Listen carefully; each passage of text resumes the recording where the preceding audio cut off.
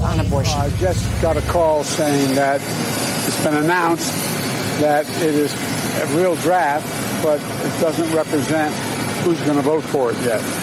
I hope there are not enough votes for it. It's the main reason why I worked so hard to keep Robert Bork off the court. It reflects his view almost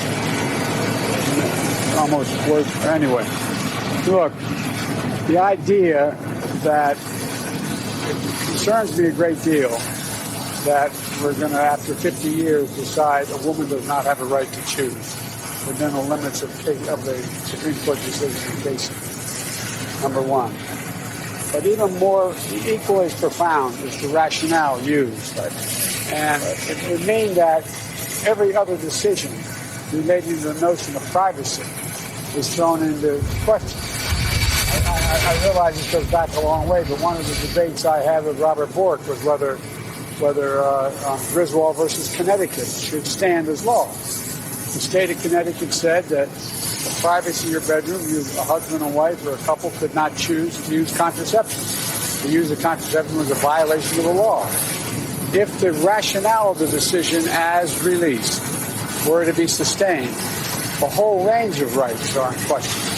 A whole range of rights. And the idea we're letting the states make those decisions, localities make those decisions, would be a fundamental shift in what we've done. So it goes far beyond, in my view, if it becomes a law and if what is written is what remains. It goes far beyond the concern of whether or not there is the right to choose. It goes to other basic rights, the right to marry, the right to determine a whole range of things.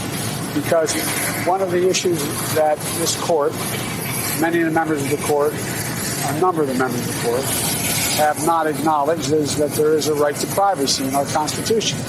I strongly believe there is. I think the decision in Griswold was correct overruling. I think the decision in Roe was correct because there's a right to privacy. There can be limitations on it, but it cannot be denied.